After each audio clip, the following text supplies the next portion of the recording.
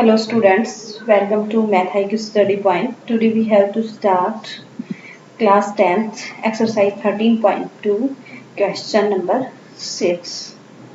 Okay उससे पहले हमारे क्वेश्चंस हो चुके हैं 5 क्वेश्चन, आज 6th क्वेश्चन पे।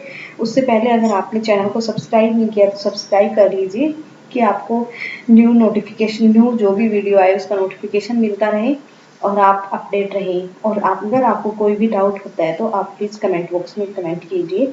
ये हमारे 10th की एनसीईआरटी की बुक चल रही है। ओके तो हम क्वेश्चन 6 स्टार्ट करते हैं। 6 क्वेश्चन के अंदर क्या दिया हुआ है, हमारे यहाँ पे सरफेस एरिया एंड वॉल्यूम चल रहा है। तो चैप्टर का नाम chapter 13। A solid iron pole consist of a cylinder of height 220 centimetre and base diameter is 24 centimetre. Cylinder है, उसकी हाइट 220, पोल टाइप का एक सिलेंडर टाइप का एक पोल है जिसका हाइट 220 सेंटीमीटर है, बेस डायमीटर 24 सेंटीमीटर है, which is surmounted by another cylinder of height 60 centimetre and radius 8 centimetre. तो ये एक और सिलेंडर के चारों तरफ है जिसकी हाइट 60 सेंटीमीटर है और रेडियस 8 सेंटीमीटर है। Find the mass of the pole, आपको पोल का मास निकालना है। गिवन दैट इस तरह से है कि 1 सेंटीमीटर जो क्यूब है of iron has approximate 8 gram mass. 1 centimetre cube उसका जो वॉल्यूम है, उसके अंदर जो वेट है वो 8 ग्राम है, उसका जो मास है वो 8 ग्राम है और पाई आपको 3.14 लेनी है। तो यहाँ पे देखो सबसे पहले इसका डायग्राम किस तरह से बनता है। तो देखिए एक आपका सिलेंडर है जिसकी रेडियस आपकी 24 सेंटीमीटर है और उसकी हाइट आपके पास कितनी है 220 सेंटीमीटर। ओके डायमीटर 24 है और आपकी जो हाइट है वो 220 सेंटीमीटर है और उसके ऊपर ये है इसका कितना है, इसका जो रेडियस है वो 8 सेंटीमीटर है और जो इसकी हाइट है वो 60 सेंटीमीटर है। ठीक है, तो ये इसके ऊपर रखा हुआ है, सरमाउंटेड है ये। तो यहाँ पे देखो दिया हुआ है सरमाउंटेड ऑन अनदर सिलेंडर। तो यहाँ पे आपको क्या करना है, सबसे पहले आपको इसका वॉल्यूम निकालना है क्योंकि इसने बताया ना कि 1 सेंटीमीटर क्यूब है, उसका जो मास है वो 8 ग्राम है और आपको मास निकालना है। तो इसके लिए सबसे पहले आपको क्या निकालना पड़ेगा, सबसे पहले इसके लिए आपको इसका वॉल्यूम निकालना पड़ेगा। तो वॉल्यूम आपको पता है सिलेंडर का वॉल्यूम क्या होता है, आपको फॉर्मूले याद होंगे, अगर नहीं है तो आप एक्सरसाइज से पहले आपकी बुक में जाके देखिए, वहाँ पे आपके फॉर्मूले दिए हुए हैं, आप प्लीज़ उनको लर्न कीजिए। अगर लर्न नहीं किया हुआ है, अगर आप बोलो कि फॉर्मूले भी लर्न करने के लिए आप वीडियोस बनाइए तो आप कमेंट बॉक्स में कमेंट कीजिए, मैं आपको इस चैप्टर के पूरे फॉर्मूले के लिए एक अलग से वीडियो बना दूंगी। अगर वैसे अगर याद कर रहे हैं तो आप याद कर लीजिए और लर्न कर लीजिए। तो देखिए सबसे पहले आपको क्या क्या गिवन है वो चीज़ें आप लिख लीजिए। Radius of the large cylinder, उस आपने जो लार्ज सिलेंडर है उसका जो रेडियस है उसको R1 से डिनोट किया है। वो आपकी अगर डायमीटर 24 है तो आपका रेडियस कितना हो जाएगा, रेडियस 12 सेंटीमीटर हो जाएगा। Height of the large cylinder, height of the large cylinder कितनी दी हुई है 220 सेंटीमीटर। ये आपका लार्ज सिलेंडर है, ये आपका स्मॉल सिलेंडर है। Radius of the small cylinder, तो रेडियस कितनी दी हुई है स्मॉल सिलेंडर की 8 सेंटीमीटर। आपको ध्यान रखना है कि ये डायमीटर दिया हुआ है, ये रेडियस दी हुई है, तो यहाँ पे आप एक एज इट इज लिख दीजिए और यहाँ पे रेडियस निकालने के लिए इसको हाफ करना पड़ेगा।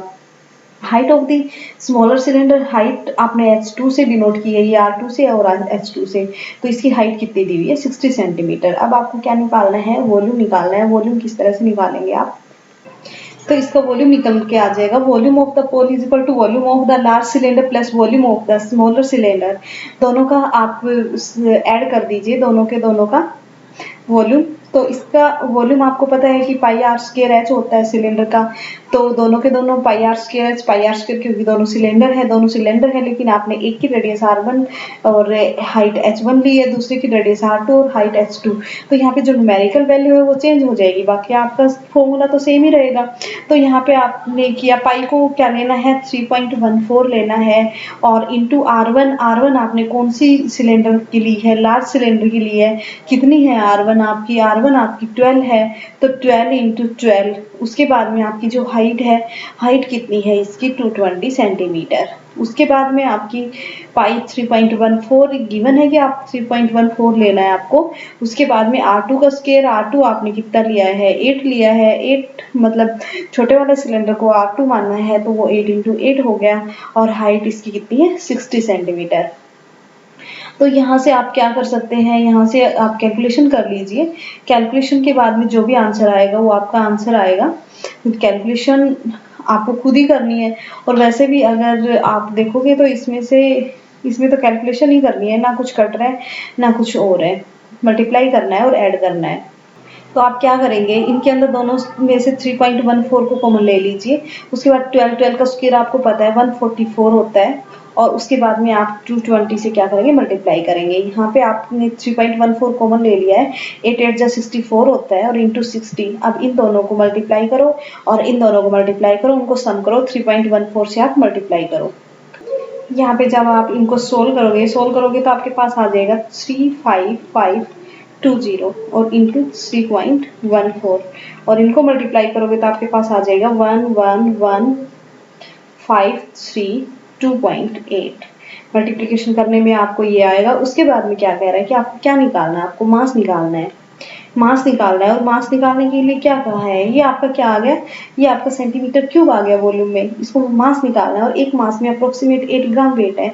तो आप मास निकालोगे तो इसको इंटू 8 से मल्टीप्लाई करोगे, तो 8 से मल्टीप्लाई करने के बाद जो भी आपने कैलकुलेशन आएगी वो आपका क्या आएगा, वो आपका आंसर आ जाएगा। 8 से मल्टीप्लाई करने के बाद मेरे पास आया 892262.4 ग्राम। देखो आप अगर मास को ग्राम में रखना चाहते हो तो इसमें भी रख लो, लेकिन आपको पता है कि आपका मास किलोग्राम में भी हो सकता है, तो आप क्या कर सकते हो, यहाँ पे 1000 ग्राम में 1 किलोग्राम होता है, तो आप इसको 1000 से डिवाइड करके इसको किलोग्राम में भी लिख सकते हो। 1000 से डिवाइड करने का मतलब ये है कि आपका जो डेसिमल है, डेसिमल 3 डिजिट लेफ्ट में शिफ्ट हो जाएगा। तो यहाँ पे आपका आंसर आ जाएगा 892.262 ग्राम, सॉरी केजी, किलोग्राम।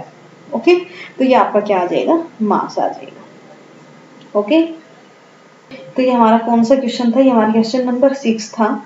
अब हम नेक्स्ट क्वेश्चन की तरफ मूव करते हैं। मूव करने से पहले अगर आपने चैनल को सब्सक्राइब नहीं किया है तो सब्सक्राइब कर लीजिए और वीडियो को लाइक कर दीजिए। अगर आपने, आई होप आपने वीडियो को लाइक कर दिया होगा, नहीं किया है तो अभी भी कर दो। ओके, तो फिर हमारा नेक्स्ट क्वेश्चन है question 7। A solid consisting of a right circular cone of the height 120 centimetre, उसकी जो हाइट है वो 120 सेंटीमीटर है, and the radius 60 centimetre, standing on a hemisphere. एक कोन है जिसकी हाइट और रेडियस दी हुई है, वो एक हेमिस्फेयर के ऊपर खड़ा है, और हेमिस्फेयर की जो रेडियस है वो 60 सेंटीमीटर है। Is placed upright in a right circular cylinder full of water such that it is touch the bottom.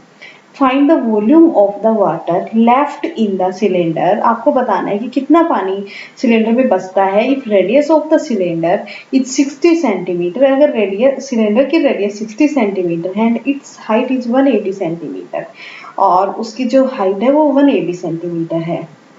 सबसे पहले इसका डायग्राम देख लीजिए। डायग्राम में क्या दिया हुआ है उसके बाद में इस क्वेश्चन को समझो। देखो यहाँ पे दिया हुआ है एक राइट सर्कुलर कोन है जो 120 सेंटीमीटर हाइट है। तो ये कोन की हाइट है, एक तो कोन है, एक हेमिस्फीयर है और एक भारी सिलेंडर है, तीन चीजें हैं यहाँ पे। तो कोन की हाइट यहाँ से यहाँ तक है जो 120 सेंटीमीटर है। उसके बाद में जो कोन की रेडियस है वो आपकी 60 सेंटीमीटर है। स्टैंडिंग ऑन ए हेमिस्फीयर, इस एक हेमिस्फीयर के ऊपर स्टैंड है, और हेमिस्फीयर की भी रेडियस कितनी है, 60 है। तो ये रेडियस 60 और ये भी हेमिस्फीयर की 60 रेडियस ही होगी ना, ये भी रेडियस और ये भी रेडियस, तो ये पूरी की पूरी रेडियस है इसकी हेमिस्फीयर की। तो उसके बाद में क्या है कि ये एक फुल आपके सिलेंडर के अंदर बॉटम तक टच हो रहा है, उसके अंदर डाल दिया गया है। तो आपको बताना है कि बाद में जो पानी बचा है, वाटर लेफ्ट बचा है सिलेंडर के अंदर, वो कितना बचा है। रेडियस ऑफ द सिलेंडर, अगर सिलेंडर की रेडियस भी 60 सेंटीमीटर है और हाइट 180 तो ऑलरेडी हो ही गई है, 160 ये है और 60 ये, मतलब पूरा का पूरा इसके अंदर डीप है। ये यहाँ से यहाँ तक टच है, बॉटम में भी टच है और ऊपर भी टच है ये, ठीक है। तो आपको बताना है कि ये जो बर्तन है, वेसल है, ये जो सॉलिड है इसके अंदर डुबो दिया गया है, इसमें डाल दिया गया है, तो कुछ पानी बाहर निकलेगा। तो बाहर निकलने के बाद कितना पानी बचा है, तो इसके लिए आप क्या कर सकते हैं, आप कर सकते हैं कि पूरे जो सिलेंडर का वॉल्यूम है उसके अंदर से जो ये सॉलिड डाला गया है, कोन का वॉल्यूम प्लस हेमिस्फीयर का वॉल्यूम अगर हम सब्ट्रैक्ट कर दें तो हमारे पास आ जाएगा। तो हम करते हैं, देखो। तो सबसे पहले आपको क्या करना है, आपको लिखना है सिलेंडर, सिलेंडर की जो हाइट है h1 डाल लो, कितनी है 180 सेंटीमीटर है। ओके, उसके बाद में आप इसकी रेडियस r1 डाल लो, कितनी है 60 सेंटीमीटर। उसके बाद में कोन है आपके पास, कोन की जो रेडियस है उसको आपने r2 नाम डाला है, वो भी 60 सेंटीमीटर है। और उसकी हाइट है, इसको h2 नाम डाल लो, ये हाइट यहाँ से और यहाँ तक कितनी है 120 सेंटीमीटर। ठीक है, उसके बाद में हमारे पास है हेमिस्फीयर। हेमिस्फीयर के अंदर क्या है, ओनली रेडियस है जिसको आप r3 नाम डाल दो और 60 सेंटीमीटर। यहाँ पे r1 r2 r3 all are equal 60 60 60 centimetre है। तो अब आपको क्या करना है, अब आपको करना है कि जो सिलेंडर का वॉल्यूम है उसमें से कोन और हेमिस्फीयर का वॉल्यूम ऐड करके सब्ट्रैक्ट कर देना है। ठीक है, तो इसका वॉल्यूम क्या आ जाएगा, इसका वॉल्यूम आपको पता है पाई आर स्क्वायर एच होता है सिलेंडर का, सिलेंडर का volume pi R square H होता है ना, पाई आर स्क्वायर एच होता है। तो यहाँ पे आपके पास पाई है और उसमें R square 60 into 60 H 180। Cone का वॉल्यूम क्या होता है, कोन का volume 1/3 pi R square H होती है। ठीक है, और जो आपकी हेमिस्फीयर है, हेमिस्फीयर आपको पता है 2/3 पाई आर क्यूब होता है। तो इन दोनों को ऐड करो और उसमें से सब्ट्रैक्ट कर दो तो आपको वॉल्यूम आ जाएगा। Volume of the water left in the cylinder, क्या हुआ, volume of the cylinder minus आपको volume of the hemisphere plus volume of the cone. तो यहाँ पे पाई आर स्क्वायर आपका 2/3 पाई आर क्यूब और 1/3 pi R square H. Okay, तो यहाँ पे इनको मैंने नाम डाल रखा है, यहाँ पे इसको आपने r1 नाम डालना है, यहाँ पे इसको r2 डालना है, यहाँ पे r3 डालना है, but no problem because all are equal, all है वैल्यू 60 60 60 सेंटीमीटर। और h1 और h2 आपका डिफरेंट है 180 एंड दिस। अब इसके अंदर हम इनकी वैल्यूज पुट करते हैं। तो मैंने वैल्यू पुट की, सबसे पहले मैं इन सब में से पाई को कॉमन ले सकती हूँ। ठीक है, पाई मैंने कॉमन ले लिया, पाई कॉमन लेने के बाद मेरे पास r1 बचा है, r1 का स्क्वायर बचा है।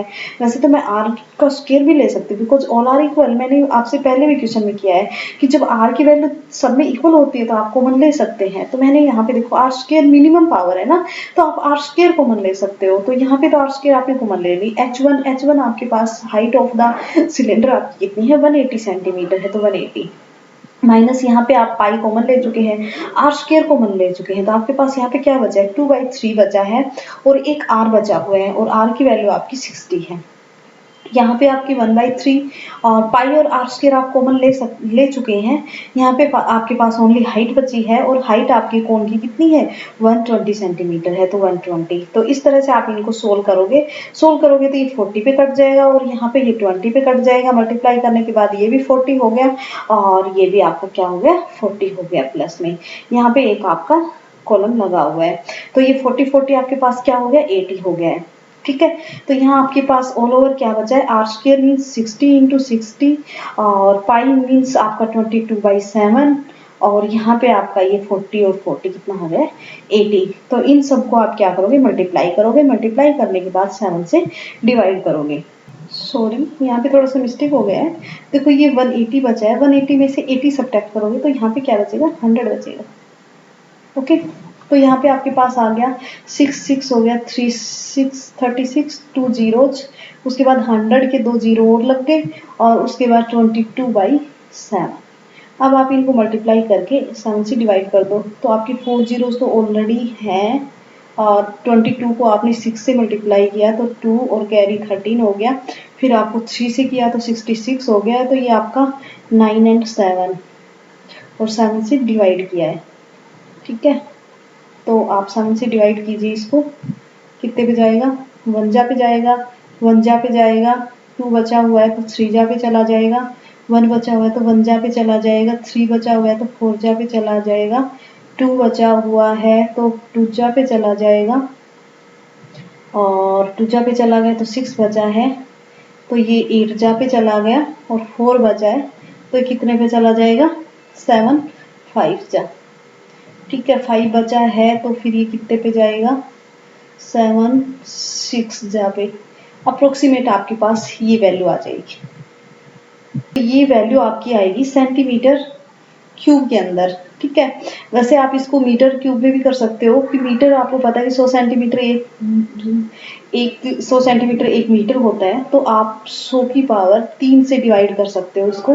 1 2 3 4 5 6 यहाँ आके पॉइंट लगेगा आपका। देखिए आपके पास क्या आया हुआ है? आपके पास आया हुआ है 1 1 3 1 4 2 8.56 इस तरह से सेंटीमीटर क्यूब है। आपको ये बहुत बड़ी सी वो हो गई है, वैल्यू हो गई है। आप इसको अगर छोटा करके लिखना चाहे तो क्या कर सकते हो? देखो, आपका 100 सेंटीमीटर होता है ना, वो आपका 1 मीटर के इक्वल होता है। अगर आपका सेंटीमीटर क्यूब है और इसको आप मीटर क्यूब में कन्वर्ट करोगे तो ऐसे आपके लिए 3 वो होनी चाहिए वैल्यूज। तो आपका ये 2 2 4 और 2 6 मतलब 10⁻⁶ से अगर आप इसको डिवाइड कर दोगे तो 1 मीटर क्यूब के इक्वल हो जाएगा। तो आप मीटर क्यूब, तो आप इसको डिवाइड कर दोगे तो वो मीटर क्यूब में कन्वर्ट हो जाएगा। यूनिट चेंज करना बता रही हूँ मैं। तो यहाँ पे आप 10⁻⁶ से डिवाइड कर दो। 10⁻⁶ से डिवाइड करने का मतलब ये है कि जो आपका डेसिमल है ना, वो 6 डिजिट लेफ्ट में क्या हो जाएगा? शिफ्ट हो जाएगा। तो 1 2 3 4 5 6 यहाँ पे आप पॉइंट लगा दीजिए। तो आपकी वैल्यू क्या आ जाएगी? 1.131 यहाँ तक लिख दो। बाकी कोई वैल्यू का कोई मतलब नहीं होता है, बहुत बड़ी हो जाती है। इसको कम करने के लिए हमने ऐसा किया है। तो मीटर क्यूब इसके अंदर आप यूनिट चेंज कर सकते हो। आप सेंटीमीटर क्यूब में भी छोड़ सकते हो, कोई दिक्कत नहीं है। लेकिन ये बहुत इजी है कि आपने 6 डिजिट छोड़ के आप पॉइंट लगा दो, मीटर क्यूब में कन्वर्ट हो जाएगी। और इससे थोड़ा अच्छा भी लगेगा आंसर, और थोड़ा सा आपके पेपर में जो आपका थोड़ा सा अच्छा लगेगा। और क्या होगा कि पता भी चलेगा कि बच्चे को कुछ नॉलेज भी है। एक तो हो गया कि आपने यहाँ तक करके छोड़ दिया, गलत नहीं है, मार्क्स का कोई दिक्कत नहीं है, लेकिन फिर भी अगर आप इस तरह से लिखोगे तो थोड़ा सुंदर लगेगा। ओके, और थोड़ा ये भी पता चलेगा कि आपको जो यूनिट वगैरह है उनकी नॉलेज है, कि आपको खुद किया है, ये सब कुछ आपको अच्छे से आता है। गुड इंप्रेशन जाएगा आपके इस चीज़ से। ये हमारा एनसीईआरटी चल रही है 10th की। अगर आपको एनटीएससी वगैरह की प्रिपरेशन करनी है तो भी आप कमेंट बॉक्स में कमेंट कीजिए। मैं आपको एनटीएससी वगैरह के अंदर नेट मैथ वगैरह का सिलेबस करवा दूंगी। कुछ हमारे वीडियोस ऑलरेडी डले हुए हैं, आप एक बार देख लीजिए जो जो आपका सिलेबस है। मैंने एनटीएससी के सिलेबस का वीडियो भी डाला हुआ है। जो जो आपका एनटीएससी का जो सिलेबस होता है ना, उसका मैंने वीडियो डाला हुआ है, आप एक बार देख सकते हैं। और उसके अंदर जो जो आपके सिलेबस के वीडियोस यहाँ इस चैनल पे डले हुए हैं वो आप कर लीजिए। और कोई भी डाउट है तो आप मेरे को बता दीजिए, और न्यू चैप्टर भी चाहिए तो आप बता दीजिए। और एनसीईआरटी की बुक्स आपकी यहाँ पे चल रही हैं। और इस चैप्टर के बाद आज हमारा ये एक एक्सरसाइज और रहती है आई थिंक इसके अंदर। उसके बाद हम नेक्स्ट चैप्टर स्टार्ट करेंगे। अगर आपको नेक्स्ट चैप्टर कौन सा स्टार्ट करवाना है वो भी आप कमेंट बॉक्स में कमेंट कर सकते हैं। अकॉर्डिंग टू यू मैं आपको करवा दूंगी। तो क्वेश्चन 8 देखिए, क्वेश्चन 8 क्या कह रहा है? क्वेश्चन 8 में कह रहा है स्फेरिकल ग्लास, एक स्फेरिकल ग्लास है, vessel has a cylindrical neck. उसके अंदर एक स्फेरिकल ग्लास है, उसका जो नेक है वो सिलेंड्रिकल है, 8 सेंटीमीटर लंबा है, 2 सेंटीमीटर उसकी डायमीटर है। और diameter of the spherical part, जो स्फेरिकल पार्ट है उसका जो डायमीटर है, स्फेरिकल पार्ट है उसका जो डायमीटर है वो 8.5 सेंटीमीटर है। By measuring the amount of the water it hold, जब हम इसके अंदर कि इसमें कितना पानी आता है उसको नापते हैं, चाइल्ड फाइंड, एक चाइल्ड पाता है कि its volume is 345 centimetre cube. तो एक चाइल्ड को पता चलता है कि उसके अंदर 345 सेंटीमीटर क्यूब उसका वॉल्यूम है। Check whether she is correct, check करो कि क्या है ठीक है। Taking the above inside the measurement, आप इस ये जो मेजरमेंट दिया है उसके अकॉर्डिंग, और पाई की वैल्यू आपको 3.14 लेनी है। ओके, तो इसके लिए हम सबसे पहले डायग्राम बनाते हैं, डायग्राम देखते हैं, उसके बाद में हम आगे करते हैं। तो देखिए सबसे पहले इसका डायग्राम किस तरह से बना है, इस तरह से। ठीक है, स्फेरिकल ग्लास है, ठीक है, वेसल के अंदर उसके ऊपर एक सिलेंड्रिकल नेक है, और नेक है उसकी जो हाइट है वो 8 सेंटीमीटर गिवन है, और उसका जो डायमीटर है वो 2 सेंटीमीटर गिवन है। ठीक है, अब स्पेरिकल है, इसका जो डायमीटर है, डायमीटर ये पूरा यहाँ से यहाँ तक डायमीटर, यहाँ से यहाँ तक डायमीटर, आप किसी भी तरह से कर सकते हैं। इसका हर कोई ये डायमीटर ही होता है क्योंकि चारों तरफ से इक्वल होता है। तो ये डायमीटर है, स्फेरिकल मीन्स एक गोला गोला टाइप से बोल। ठीक है, तो ये आपका हेमिस्फेयर पड़ा है, स्फेरिकल है, तो यहाँ पे इसका जो डायमीटर है वो 8.5 है। तो 8.5 है, तो आप इसका रेडियस हाफ कर लो, 4.25 सेंटीमीटर हो जाएगी। ठीक है, तो यहाँ से आप क्या क्या लिख सकते हैं, यहाँ पे सिलेंडर की हाइट, रेडियस, स्पेरिकल का रेडियस ये आपके पास गिवन है। तो आप देखो radius of the spherical part, radius आपकी 4.25 centimetre, height of the cylindrical part आपकी 8 सेंटीमीटर। आपको इसके रेडियस, सिलेंडर की रेडियस देखो, डायमीटर 2 सेंटीमीटर है तो आपकी रेडियस 1 सेंटीमीटर हो जाएगी हाफ, और इस सिलेंडर की रेडियस R2 से है। तो यहाँ पे अगर हम इसके पूरे वेसल का वॉल्यूम निकालेंगे तो हमें सिलेंडर का, देखो इस तरह की कोई शेप है, उसका वॉल्यूम का फॉर्मूला तो हमें पता नहीं है, लेकिन इतने वाले पोर्शन का अलग से और इस वाले पोर्शन का अलग से हमें पता है। तो दोनों को निकालो और ऐड कर दो, तो आपके पास क्या हो जाएगा, इसका वॉल्यूम आ जाएगा। तो सिलेंडर का वॉल्यूम हमें पता है, स्फेरिकल का वॉल्यूम हमें पता है, क्या होता है, सिलेंडर का पाई आर स्क्वायर एच होता है और इसका 4/3 पाई आर क्यूब होता है, क्योंकि इसके अंदर ओनली आर होता है, एच वगैरह तो होता नहीं है। और वॉल्यूम निकाल रहे हो तो आपको ध्यान रखना है कि यूनिट यूनिट क्यूब में आती है। तो मतलब जैसे यहाँ पे पाई आर स्क्वायर एच है, सिलेंडर है वो पाई आर स्क्वायर एच है, तो यहाँ पे देखो यूनिट के 2 बार मल्टीप्लीकेशन हो रहा है स्क्वायर, और तीसरा यहाँ पे मल्टीप्लाई हो रहा है। तो वॉल्यूम में भी आपका जो सेंटीमीटर सेंटीमीटर सेंटीमीटर 3 बार मल्टीप्लाई हो रखा होगा, मीटर मीटर मीटर 3 बार मल्टीप्लाई हो रखा होगा, तभी तो सेंटीमीटर क्यूब मीटर क्यूब आता है आंसर।